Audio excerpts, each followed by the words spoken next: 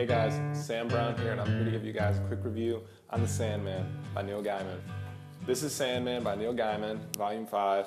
I picked the book up a few weeks ago for my English class, and it turned out to be a really creepy book. I'm a Wayne State student, I'm 19. I've actually never read a comic before. This is my first comic, and judging by the cover, I didn't know what to think of it. It was just loosely pieced together, almost like a mummy type scarecrow cover. I mean, I guess it's interesting. Not something I would pick up and read. It was 20 bucks, which, as for a college student, is really cheap. And I guess it was worth 20 bucks. So the book cover is fairly odd. Doesn't make much sense to me at all, really. The book mostly is about dreams, but I'll get into that more later. The main character of the book is Barbie. And she's drawn roughly, I think, 5 times throughout the book. There's 5 different drawers or illustrators for this book, which I thought was really interesting. I just thought comic books all had just one artist. It would make sense, seeing as, one drawer, one person. It looks like one person through the whole book. But Barbie and pretty much all the characters changes loosely throughout the entire book, and their appearance and how they look and the shading and how just they're drawn in general. Our teacher instructed us not to read the introduction to the book because it would spoil parts of it. I actually still haven't, but I'll get to that later. But the book basically opens up to Barbie laying down on a bed with like roughly no clothes on. Like she's just in her panties and like a bra. No, I lied. She's in her panties and like a t-shirt. Another one of the main characters is Wanda, who we find out later in the book is actually a man. She's a transgender woman. And this is actually something that's kind of a big deal. Not as much as today as it was when this book came out. The book was written in the early 90s, and that's really significant because back then people weren't really voiced to their sexuality and their opinion like they are today. But anyway, the comic book features lesbians and I guess drag queens, and Barbie refers to one of the characters as a dyke, and people have crazy dreams where animals talk and walk around. It's something like out of Narnia. But I thought it was really interesting to... Not lied. I didn't really find that very interesting. It was just kind of weird, actually. After the first chapter, I didn't really know what to think of the book. She paints the half of her face, and she goes on about her business like any other day. It's not really until the end of chapter 1 where the story really kicks off, where she sees the character from her dreams, and her imagination actually appears into the real reality world. And it comes to a point where Martin Tinbones is actually being chased by police and shot down, and Barbie comes and finds him, and she tries to save him, and he refers to her as the princess. And this is the first foreshadowing for later in the story where we actually do find out that she is a princess in her dreams. I'm like, whoa, okay, what the hell? This is Martin Tinbones right here, and he's one of the characters from Barbie's dreams, and he's in the reality world with Barbie, trying to save her because the cuckoo, which is the evil guy. After reading chapter 1, I felt surprised. I never read anything like this before. My whole outlook on comic books were kind of confused now, and looking at Wanda's creepy body, the way it was drawn, just kind of creeped me out a little bit more, actually. To me, chapter 1 felt a little bit sporadic, actually. Well, the whole book did. It was really random at points, and I didn't know what to think at all. Hazel, who is also gay, thinks that she might be pregnant, and we get introduced to her in chapter 2 as she's talking to Barbie about how she slept with a guy. And this is all a huge surprise because she's gay and she actually does have a partner. So we also get a better understanding of George in this chapter. And George is actually a man in the book, and he's actually already been taken over by the cuckoo, which is the antagonist in the story. During the dead of night, he takes a box cutter and he cuts down his chest, and out comes birds. And what these birds do is they fly to Barbie, Wanda, Hazel, and Thessaly. Barbie has nightmares about her ex-husband. Hazel, the lesbian who thinks that she's pregnant, has a dream about her having a child, and one of the babies actually gets eaten by another baby. Creepy.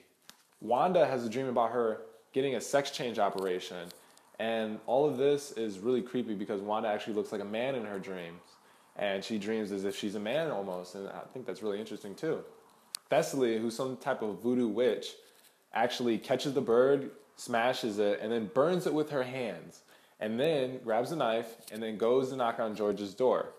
I think that Thessaly already knows what's up at this point, and that she used her weird, wicked witch powers to find out, or I don't know, that George is the cuckoo or taken over by the cuckoo. He's the guy. At this point, chapter 2 is over, and we have a better understanding of that the dream world actually plays a very significant role in the book. Now, this isn't until chapter 2 at the end that you really start seeing that the dream world is having an impact on the story itself. Also, women are particularly the protagonists in the story, and they're all strong women, which is also something very interesting about this book that I found that has to do with gender. Most main characters in comic books or any stories really are men. They're strong men. And I thought that was very interesting that they used a woman and with her gay companions, and they're getting ready to tackle this problem. Now, chapter 3, one of my least favorite drawn chapters, is illustrated, I would say, quite poorly, not to my liking. I don't really know how to explain it. You'd have to look at it. That's what we're going to do. We're going to look at it. Chapter 3 kind of looks like comic books drawn back like in the 1940s type. Very simple.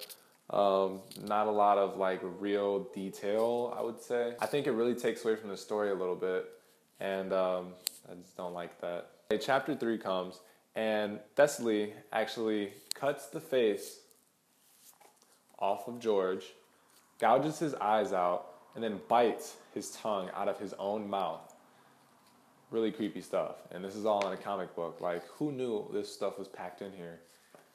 I definitely didn't. This is really just a further demonstration of her weird, wicked witch powers and methods. Yeah.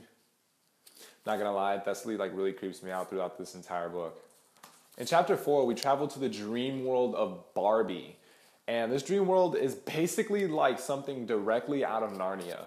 There's animals walking around, running, talking, dressed up in armor, clothing. They have emotions, and it's really, really, really odd.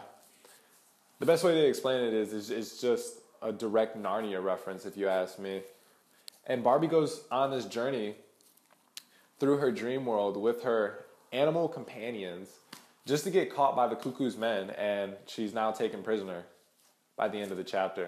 It's now chapter 5, and Barbie finds out that the cuckoo is really just a manifestation of her younger self as a child. This isn't really a big surprise to me, seeing as this is her dream world. Also, even the castle that she's been brought to is a reproduction of her childhood home. At this point, the story jumps back to Hazel, Wanda, and Foxglove, and they're preparing to take a journey on the moon's road. But unfortunately, Wanda cannot take a journey on the moon's road because she was born a man, and it comes down to genes and chromosomes. And deep down inside, she is still a man, and she cannot pass the moon's road to enter into Barbie's dream world. And this is a slight problem, but they go on without Wanda, and Wanda is forced to stick behind with George's weird head stuck to the wall. When Foxglove, Hazel, and Thessaly finally arrive, they follow some clues and they catch right up with Barbie. At this point, Barbie destroys the amulet, and Sandman finally makes his appearance with the main characters of the story. At this point, they're all stuck in the dream world, and they ask Sandman for his help. But up to this point, you're thinking maybe that the Sandman might be evil just based on the way that he's drawn. He's drawn very dark, and he's never really with a smile. He doesn't seem like he's really out to help anyone until the end of the story. The Sandman agrees to help them, and also they want to get rid of the cuckoo. He gets rid of the cuckoo, and he sends them all back to the real world. When we return to the real world, back to, I guess, modern times of the story, Barbie is attending a funeral of a friend named Alvin Mann. Alvin Mann is Wanda. Her family wrote Alvin Mann on her tombstone because that was her birth name, but Barbie decides to cross it out and write Wanda directly underneath. And she actually writes it in tacky pink because she thinks that's the way that Wanda would have liked it. I thought that was really cool. You know, real friends, you know, they fight, they die together. And Barbie goes on to say it was the least she could do, no problem. To me, the story was a little bit wild, I would say. I did enjoy it though. It was something I had never experienced before, especially never being able to read comics growing up and always playing video games or doing sports and being buried in homework. Never having time to read comics, I really feel like I missed out on a little something in life. But then again, if I grew up reading something like this, I don't know if I would still be the same person, because This is really a comic book for adults, not really for children. But still, nonetheless, comic books aren't just exclusively for children. Comic books can be for adults, anything. And reading this really opens my eyes up to a different type of literature in a way, and illustration. I would definitely recommend this based on the creativity and the illustration in the book, even though chapter 3 was poorly drawn to me. But it's just something new and different. If you're used to reading basic novels, I would take a break and read a comic. Comic books, they're short reads. I read this in about 3 days. It was really something to do when there was nothing to do, and it really helped the time pass. And it opens your minds up to some creative things, especially for storytelling. All right, guys, once again, I'm Sam Brown, and this was my review on Sandman Volume 5. Go check it out. See you guys later.